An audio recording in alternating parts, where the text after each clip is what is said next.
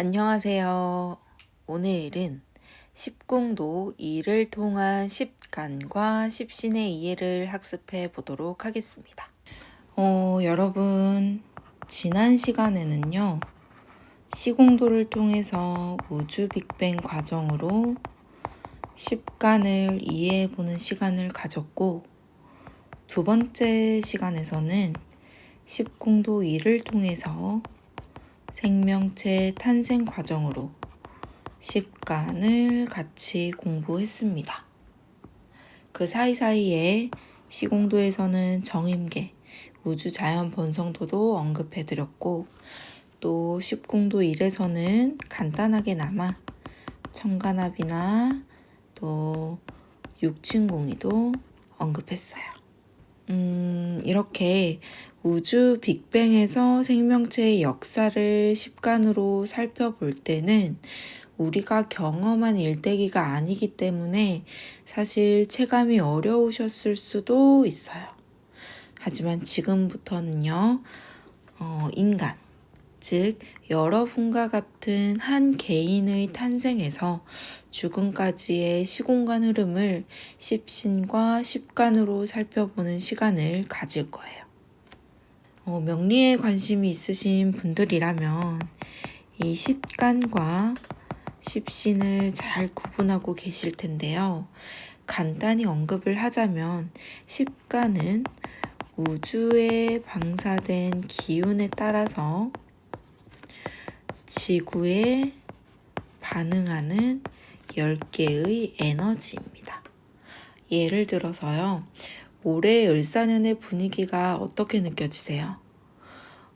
벌써부터 외부로 드러나서 굉장히 명랑하게 활동하는 모습들이 보여집니다. 기운 자체는 인간들의 눈으로 확인할 수 없지만 지구의 어떠한 모습으로 발현되는지를 관찰하면서 이 십간의 에너지를 이해하게 되는 거죠. 하지만 십신 같은 경우는요, 일간을 중심으로 주변 간지들과의 생극 관계에 따라서 인간이 임의로 명칭을 부여한 것이에요. 그래서 어떤 일간이냐에 따라서 십신 명칭이 동일하더라도 해당하는 에너지는 다른 상황에 처합니다. 예를 들어서 십신의 명칭 중에서 식신을 살펴볼게요. 간목일간의 식신은요, 병화입니다. 또 경금일간의 식신은요, 임수입니다. 여러분들이 시공도와 십공도에서 십간의 에너지를 잘 파악하셨다시피 이 병화와 임수는 너무 다른 에너지라서요. 이 같은 식신이라고 해도 해석에 오류가 생길 수가 있는 거예요. 그래서 저희는 십간과 십신 중에서 이 십간, 이 근원적인 에너지의 기준을 명확하게 잡을 필요가 있습니다. 하지만 여러분들이 사주 분석을 할 때 이 십신도 참고를 하시기 때문에 오늘은 이 십신이라는 것을 일간 중심의 생극 관계에 따라서 살펴보는 것이 아니라 십신에 시간을 대입해서 설명드리려고 해요. 인간의 일생 흐름을 십간으로 살펴보면서 이 십간의 에너지 중에서 어떠한 것이 십신의 특성과 가장 잘 매칭이 되는지 함께 설명을 드리도록 하겠습니다. 먼저 십궁도이는 인간의 일생의 흐름을 나타낸 표이기 때문에 궁이론에 나와 있는 연령에 대한 구분을 설명드려야 할 것 같아요. 시공명리는 15년으로 궁위를 나누고 있습니다. 제가 이 자료를 프레젠테이션으로 옮기다 보니까 지금 숫자가 조금씩 밀려져 있어요. 집중해서 보시도록 하겠습니다. 연주를 0에서 15세, 월주를 16에서 30, 일주는 31에서 45세, 시주는 46에서 60세, 그리고 윤회궁은 죽음 이후입니다. 생물학적으로는 우리 몸의 세포가 대략 7년 단위로 새롭게 재생된다고 해요. 그래서 인간의 시간 단위는 크게 각 글자마다 7.5년을 차지한다고 볼 수가 있고, 또 사회 활동을 감안한다면 이 월주를 기준으로 연주 조상, 월주 부모 자리와 같이 내게 이미 주어진 환경과 일주의 나, 그리고 배우자, 그리고 시주의 사적 영역, 자녀와 같이 내가 능동적으로 개척하는 환경을 중심으로 구분을 해서 감안을 한다면 이 15년을 기준으로 구분을 할 수가 있는 것이죠. 자, 그럼 지금부터 우리가 엄마 뱃속에서 막 탄생한 순간을 살펴보도록 하겠습니다. 먼저 간목은요, 인간이 탄생하고부터 7.5세까지의 연간궁입니다. 간목은 태어나서 처음으로 존재감이 드러난 것이에요. 시공도와 십공도에서도 마찬가지로 처음으로 세상에 존재를 알렸기 때문에 존재 가치, 자존심, 순수, 단순함으로 특성이 연결된다고 말씀드렸어요. 십신으로 표현하면 비견입니다. 비견을 가장 잘 나타내는 에너지는 간목인데요. 육체를 입고 갓 태어난 상태이기 때문에 육체를 한참 키워야 하고, 또 혼자이고 독립적으로 존재하기 때문에 주위와의 비교 대상이 없는 상태입니다. 그래서 비견이 있다라고 얘기를 하면 자존심이 강하고, 또 자기중심적이고, 또 고집이 세다고 이야기하는 거죠. 이렇게 간목 시기가 지나게 되면 점차적으로 이 세상에 서로 다른 내가 존재한다는 것을 깨닫게 되면서 인간관계를 형성하게 됩니다. 막 태어난 간목 시기에는요, 엄마의 사랑을 독차지했는데 유치원에 처음으로 입학해 보니까 나랑 비슷하게 생긴 애들이 내 장난감을 가지고 막 놀고 있는 거예요. 그래서 이때부터 타인의 존재를 의식하게 되고 경쟁 심리가 발동하게 되는데요. 7.5세에서 15세까지의 궁위가 바로 을목입니다. 시공도와 십공도에서도 마찬가지로 지구 외부 생명체들이 번성하면서 좌우 확산하며 생태계를 확산하게 되는데요. 이 좌우 확산하는 에너지들이 주위와 접촉하면서 주변을 관찰하고 눈치라는 것이 생기게 돼요. 십신으로 표현하면 이것을 겁재라고 표현합니다. 이 간목의 시기는 혼자서 육체 성장에 집중을 했다면, 을목은 간목을 서로 나눈 또 다른 나와 눈치 싸움하고 경쟁하고 공존해 나가는 것을 배우는 과정이에요. 그래서 여러분, 이 겁재가 재물을 강탈하다라는 의미에 치우치지 마시고, 겁재 을목은 경쟁을 통하여 세상을 살아가는 방법을 배우고 경쟁을 통하여 성숙해 나가는 글자다라고 이해하실 수 있도록 하겠습니다. 이러한 비견과 겁재는요, 육체 성장과 발육 시기이기 때문에 정신적으로는 조금 미숙합니다.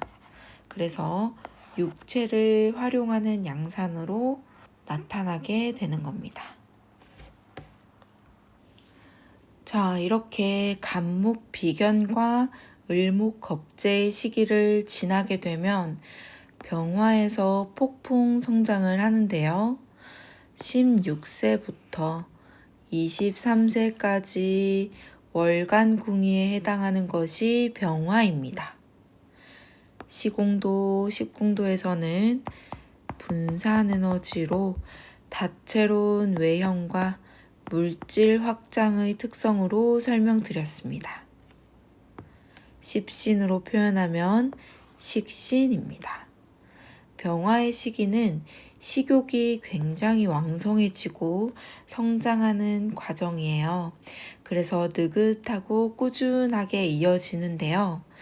다만 비견과 겁재의 시기가 내포되어 있기 때문에 경쟁과 함께 성장하고 확장하는 시간입니다. 여러분들의 소지적을 한번 생각해 보세요. 가장 밝고 환한 시기가 병화 식신이다 라고 생각하시면 되겠습니다. 자, 이렇게 병화 식신의 시기가 지나고 나서 24세부터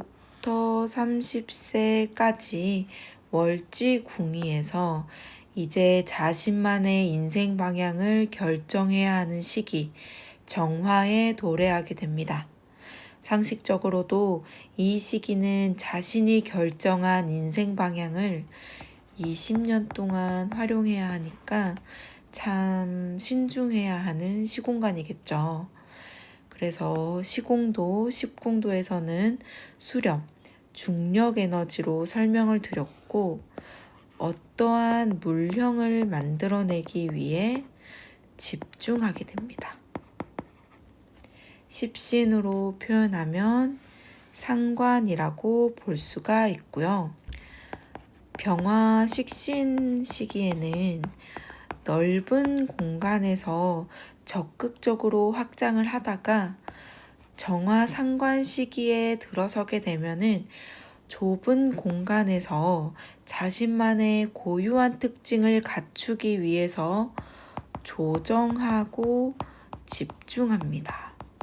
그래서 상관은 조정하고 지적하는 성향이 나타나게 되고 또 나만의 독특한 전공, 기술, 능력, 재주, 특기를 연마하기 때문에 영리하거나 민첩하거나 개성이 있거나 또 기존의 것들로부터 조정하고 싶어하는 에너지예요. 여러분 여기까지 정리를 해보자면요. 비견 간목은 양의 기운의 남성적으로 수직 상하 운동하다가 겁재 을목으로 음의 질적 기운의 여성성으로 좌우 확산 운동이라고 설명드렸습니다. 이렇게 비견과 겁재, 비겁은 육체 성장 위주예요. 그러다가 이제 병화 식신, 정화 상관, 식상으로 나아가게 되는데요. 식신 병화는 양의 기운 남성적으로 무한 분산, 확장 운동을 했고 상관 정화는 음의 기운이자 여성적으로 수렴 운동을 해서 넓은 시공간에서 좁은 시공간으로 바뀌게 됩니다. 그래서 정화상관은 활동 반경이 좁고 철학적이고 내성적이고 여성성이 있습니다. 이러한 정화 상관 시기가 지나고 31세부터 37세까지 일간 궁위에 해당하는 것이 무토입니다. 정화 상관에서 습득했던 자신만의 고유한 수단과 방법을 무토에서 활용하고 응용해서 다양한 사회 활동과 경험을 해나갑니다.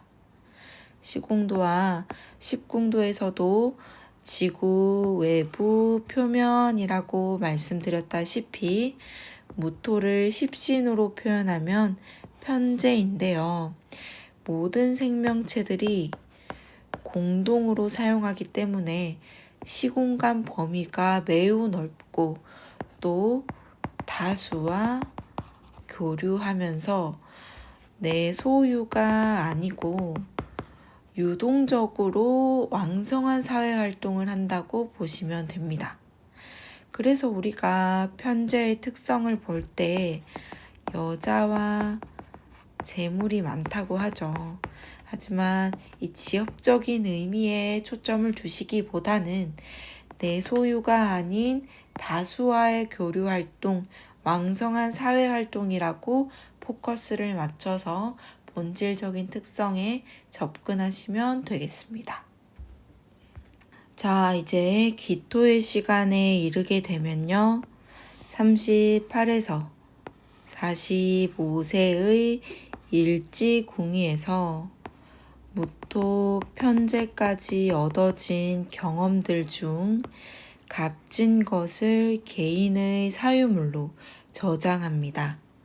시공도와 십궁도 특성에서도 지구 내부로 저장하다라고 표현했다시피 인생에서 가장 중요한 것, 예를 들어서 물질이나 결혼 생활의 안정성이나 이런 것들을 기토 정제라고 합니다.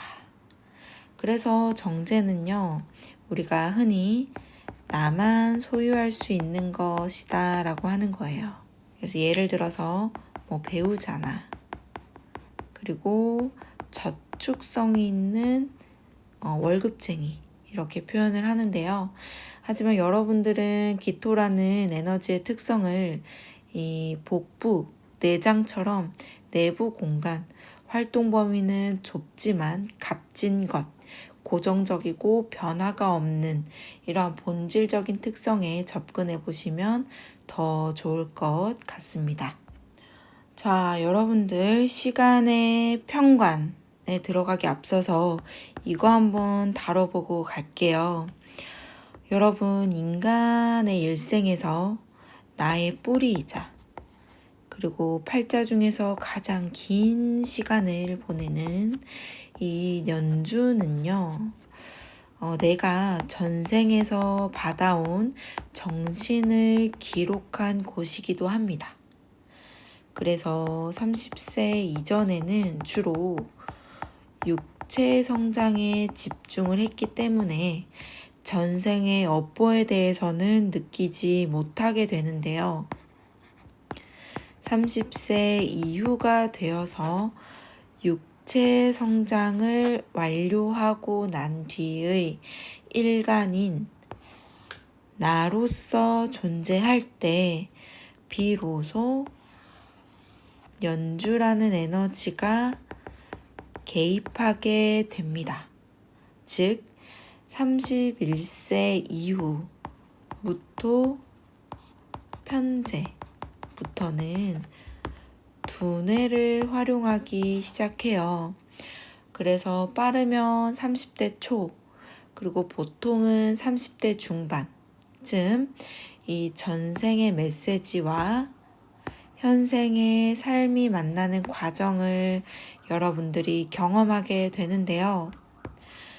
지금 30대이신 여러분들 그리고 30대를 지나오신 여러분들의 경우에 이 30대가 되어서 나의 존재에 대해서 유심히 고민을 하셨는지 하고 계시는지 한번 떠올려 보세요.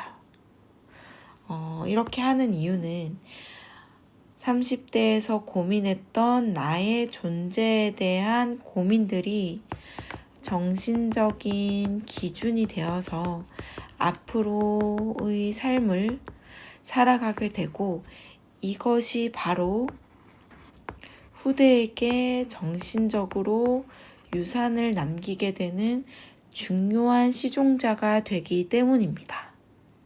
그래서 46세부터 53세 시간궁위에 들어서게 되면 제2의 인생 경금이 펼쳐지게 됩니다.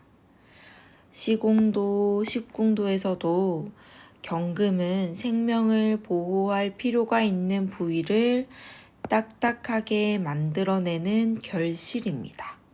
즉, 결실의 틀을 지켜내기 위해서 통제적이고 책임감이 생겨나게 되는데요. 기토 정제에서 배우자를 만나게 되면 편관에서는 후대를 위해 나의 삶보다는 자식과 후대를 위한 책임감 있는 삶을 살아가게 되면서 나 스스로를 통제하게 됩니다. 또 내 뱃속에 저장했던 이 가치 있는 것들을 자식에게 넘겨주려고 시종자를 만들어야 하기 때문에 나를 변화시켜야 하니까 이 굉장히 고통과 인내심이 요구되는 시기예요. 그렇게 환골탈태 과정에서 공격을 받으면서 물형을 깎아서 단단해지니까 어때요? 편관의 특성은 자존심이 강해지고 또 명예를 추구하기도 하고 융통성이 떨어지는 모습으로 나타나게 되죠. 그래서 편관을 보면요, 나를 변화시키지만 남들에게 이 특성이 적용되면 지적하고 고치려는 성향이 나타나게 됩니다. 물상적으로는 경찰, 군대와 같이 고개를 빳빳하게 세우는 직업, 또 이 무령의 변화 과정이기 때문에 육체적인 문제도 있고요. 또 이 틀을 갖춰가는 과정에서 뭔가 자유로울 수 없는 강제적이거나 또 강압적인 문제도 발생하게 됩니다. 경금 편관의 의도에 따라서 이 고통스러운 과정을 거치고 나면 최종적으로 얻게 되는 완성된 삶이 바로 53세 이후의 시지 자리에 있는 신금 정관입니다. 시공도와 십궁도 1에서는 신금을 완벽한 시종자이자 죽음이라고 설명드렸어요. 마찬가지로 인간의 일생에서도 내 인생의 마지막 모습입니다. 갑을병정 무기경을 통해서 얻어낸 값진 결과물이 바로 신금입니다. 십신으로는 정관인데요. 이 정관은 더 이상 고칠 것이 없는 상태예요. 그래서 고지식하고 고집스러운 상태입니다. 그래서 우리는 이 정관을 보고 뭐라고 하나요? 원리원칙적이고 모범적인 공무원이다 라고 이야기들 하는데, 이것보다 더 중요한 신금 정관의 뜻은 바로 시종자라는 것입니다. 이 다음에 나오게 될 임계수에게 이 시종자를 잘 전달을 해서 이번 생에 처리하지 못한 숙제들은요, 이 내세의 업보가 돼서 다음 생의 삶의 과제로 주어지게 되는 거죠.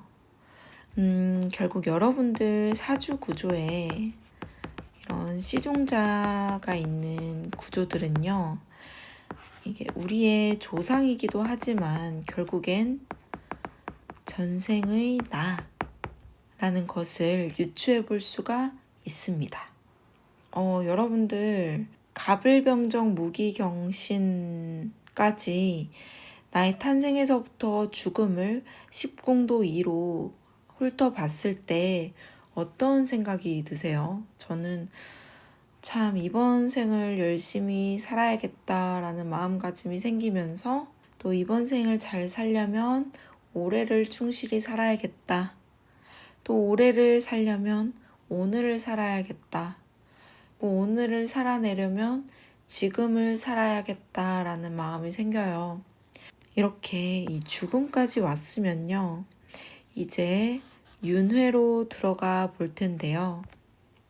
육체가 닿은 뒤에는 임수를 만나게 됩니다. 십신으로는 편인이고요.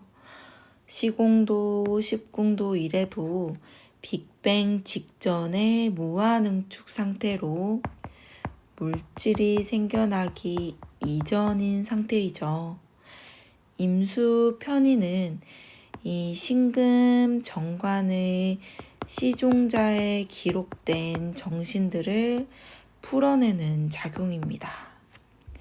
그래서 이 신금 편인은 물질이 박하고 교육, 명리, 철학과 인연이 깊습니다. 물질 세계가 아니고 이 어둠 속으로 생기를 제거하기 때문에 편인의 생각이 일반적이지 않고요. 또 움직임은 둔하면서 또 생기 제거의 특성상 강탈의 속성도 보입니다. 자, 이제 개수의 영혼의 세계는 정인입니다.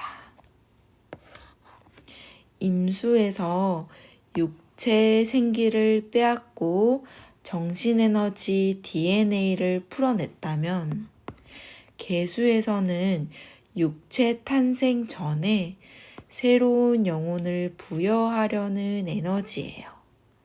그래서 시공도, 십궁도 일에서도 빅뱅, 우주엄이 생기 에너지라고 표현하는 것이죠. 편인 임수와 정인 개수는 동일한 수 기운이지만 편인 임수는 빼앗으려고 한다면 정인 개수는 주려는 에너지입니다. 그리고 난 뒤에 간목 육체를 가진 생기를 만들어내는 거죠. 여러분 추후에 십궁도 1에서 육친과 십신의 관계를 살펴볼 기회가 된다면 더 잘 이해가 되시겠지만 정의는요, 사랑을 기반으로 생기를 부여해서 탄생시키는 어머니라고 한다면요, 편의는요, 새로운 탄생을 위해서 일생을 다한 육체를 먼저 죽음으로 걷어들이는 계모라고 하는 이유이기도 합니다. 결국에 의도는 생기와 탄생으로 동일하지만 개수 정의는요, 사랑을 기반으로 주는 역할, 그리고 임수 편의는요, 육체가 다한 것을 죽음으로 걷어들인 뒤에 탄생으로 풀어내는 계모 역할이라고 여러분들이 연결지어서 생각해 보시면 되겠습니다. 자, 그래서 여러분들 오늘은요, 십간과 십신을 인간의 탄생부터 죽음, 그리고 윤회, 다시 재탄생까지의 시간 흐름에 근거해서 살펴봤어요. 제가 지난 시간에 이 십궁도 1에서 육친과 십신을 간단하게나마 다뤘는데요. 오늘 십간과 십신의 본질을 잘 정립하셨다면 이렇게 십궁도 1의 표의 육친과 십신의 이 관계도 유추가 가능하실 것으로 보여요. 하지만 여러분들 이 십신은요, 사주 명리학습의 일부분이라서 저는 앞으로도 이 우주 자연을 운용하는 에너지인 십간을 좀 더 다뤄보려고 해요. 그래서 다음 시간에는 사계도를 공부해서 같이 나눠보는 시간을 갖도록 하겠습니다. 오늘은 십궁도 2를 통한 십간과 십신의 이해를 마치도록 하겠습니다. 감사합니다.